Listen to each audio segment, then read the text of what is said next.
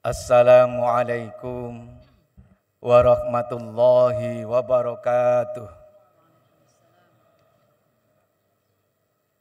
Alhamdulillahi rabbil alamin. Wabihi nasta'inu ala umuri dunya waddin. Assalatu wassalamu ala asrafil anbiya'i wal mursalin wa ala alihi wa sahbihi wa man tabi'auda bi isanin ila yaumiddin. Yang sama-sama kita hormati, kita muliakan Bapak Wakil Presiden Republik Indonesia Profesor Dr. Kiai Haji Ma'ruf Amin, Wakil Presiden Republik Indonesia ke-6 Bapak Haji Tritsutresno, Wakil Presiden 10 dan 12 Bapak Haji Muhammad Yusuf Kalla, yang kami hormati Kiai Haji Anwar Iskandar, Ketua Umum Majelis Ulama Indonesia, yang kami hormati Bapak Menko Polhukam, Ibu Menteri Pemberdayaan Perempuan,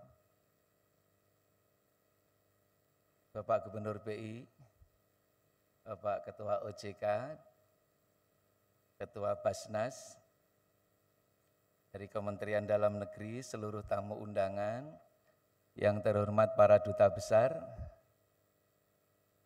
hadir Direktur BPJS, dan seluruh pimpinan Ormas. Izinkan kami mewakili pimpinan Pusat Muhammadiyah menyambut baik semangat bangsa Indonesia untuk menjadikan seluruh rangkaian Idul Fitri termasuk di dalamnya halal bihalal untuk bersama-sama membangun kembali, melanjutkan perjuangan menata Indonesia menjadi negara yang unggul berkemajuan, diiringi dengan gambaran kita memahami negeri itu seperti negeri yang digambarkan di dalam Al-Quran, baldatun thayyibatun wa rabbun ghafur. Sebagian memahaminya dengan rakyatnya bahagia dan sejahtera, sehingga sekarang orang sering menyandingkan sebuah bangsa itu dengan indeks kesejahteraan dan indeks kebahagiaan. Bapak Ibu, dalam sebuah riwayat yang sebagaimana kita sudah paham, ketika kita itu ingin dilapangkan rezekinya sebagai ukuran kesejahteraan, terus kebahagiaan jadi panjang umur, maka Rasul pesannya adalah fal yasil rahimah. Itu sudah 14 abad yang lalu. Jadi kalau pengen panjang umur, pengen rezekinya melimpah, nyambung tali silaturahim. Tetapi sekalipun kita sudah tahu itu 14 abad yang lalu disabdakan oleh Rasulullah Muhammad Sallallahu Alaihi Wasallam, baru ketika sebelum pandemi ada studi dari ilmuwan Harvard tentang rahasia, bahagia, dan panjang umur, kita semua terhenyak. Harvard pernah melakukan studi yang diawali pada tahun 1938, melibatkan subjek 724 sampel yang terdiri dari alumni Harvard dan sebagian masyarakat Boston. Saat penelitian ini dipublish, Robert Waldinger selaku direktur kedua, karena direktur pertamanya sudah mati karena penelitiannya lebih dari 70 tahun. Itu menyampaikan bahwa sisa dari 724 itu kira-kira tinggal 60-an yang usianya di atas 90. Yang menarik, setelah dikaitkan apa sih variabel yang menentukan ketika orang itu ada di situ, dia memiliki potensi untuk panjang umur dari sisi penelitian itu dan merasa bahagia. Karena penelitian ini setiap 2 tahun sekali ia datang melakukan telaah mendalam untuk kesehatan, 5 tahun sekali dilakukan dengan pemeriksaan standar kesehatan yang ada di sana. Ketika butuh pencitraan dengan alat radiologi dilakukan itu. Yang menarik dari sekian variabel itu, variabel pertama penentu orang itu sehat, bahagia, dan panjang umur, di situ dibahasakan kita adalah relasi sosial yang baik. Dalam bahasa agama kita, relasi sosial yang baik itu ya silaturahim itu. Jadi orang begitu kaget dengan penelitian itu, padahal bagi kita harusnya bangga Rasul sudah 14 abad yang lalu.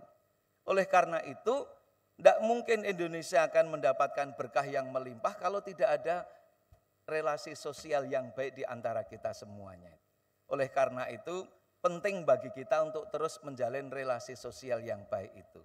Saya setuju tadi Kiai Abdul Ghafur Maumun menyampaikan pokoknya ya sekarang semuanya isinya islah. Tapi dengar kabar ini Kiai, yang belum islah itu bukan pilpres, tapi caleg-caleg yang masih sakit hati itu. Karena di banyak tempat justru caleg-caleg yang gagal itu ternyata jadi pasien di berbagai rumah sakit jiwa gitu.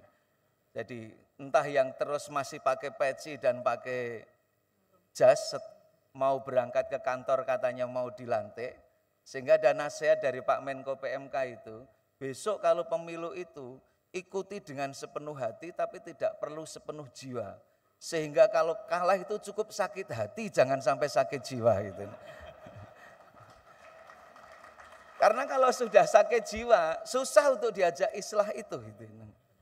Yang kedua, seiring dengan yang disampaikan tadi, kita bisa menjalin silaturahim, islah satu sama lain bisa bekerja sama, itu kalau tidak ada marah dan kebencian.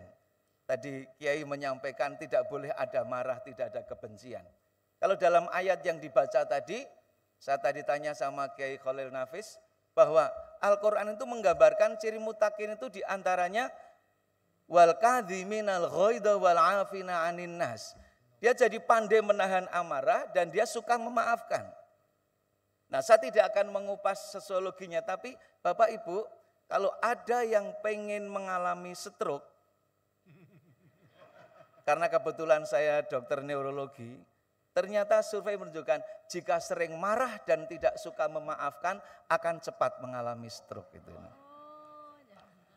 Kalau di grup WA gitu. Ini kalau di grup WA, Bapak Ibu sering menyimak, katanya stroke itu terjadi karena tidak seimbangnya stroke pendapatan dan stroke pembelajaran. Tapi ternyata bukan itu gitu. Teman saya neurolog itu mengatakan stroke itu penyakit berat. Karena saat ini penyebab kematian mendadak itu ya dua, yang terbesar adalah jantung dan stroke. Tapi waktu saya tanya, kenapa kok stroke penyakit berat? Apa karena angka kematian dan angka kecacatannya? Teman kami itu jawab, bukan begitu, namanya aja stroke. Apalagi kalau truknya itu truk tronton, itu mesti berat itu. Kalau ringan mesti hanya setas itu. Nah, ini kami sampaikan dulu, kenapa marah sama maaf ini? Apa ini hanya asumsi? Tidak. Jadi penelitian banyak, saking banyaknya beberapa jurnal itu menyampaikan meta analisis dari hasil penelitian itu. Marah misalkan, itu terbukti secara signifikan secara statistik meningkatkan kejadian serangan jantung. Yang menarik, penelitian di Johns Hopkins School of Medicine meneliti 1.000 laki-laki dan mengkaitkan kebiasaan dengan kejadian berbagai macam penyakit. Rupanya laki-laki yang punya kebiasaan marah setelah diambil sampel darahnya, kadar protein interleukin 6-nya itu tinggi, sehingga proses kekakuan pembuluh darahnya lebih cepat terjadi. Itu singkatnya begitu, nanti kalau pengen serius kuliah di Fakultas Kedokteran. Gitu. Jadi ketika proses arteriosirkulasi itu cepat terjadi, maka itu akan mengakibatkan berbagai macam penyakit, paling tidak yang paling dekat adalah gangguan jantung dan stroke tadi itu. Jadi ketika dia marah, berapa angkanya? Hasilnya menunjukkan statistik mereka yang punya kebiasaan marah punya potensi 3 kali lebih besar untuk mengalami serangan jantung dibandingkan mereka yang bisa mengendalikan marah. Setelah dicek, apakah itu bukan karena faktor keturunan? Bahkan orang-orang yang punya potensi kenaikan tadi itu karena tidak ada jalur bahwa dia punya keturunan, bapak ibunya punya serangan jantung. Oleh karena itu mari kita coba bahas. Ketika orang marah, yang naik kita itu hormon katekolamin, sehingga jantung itu berdenyut lebih kuat, lebih cepat.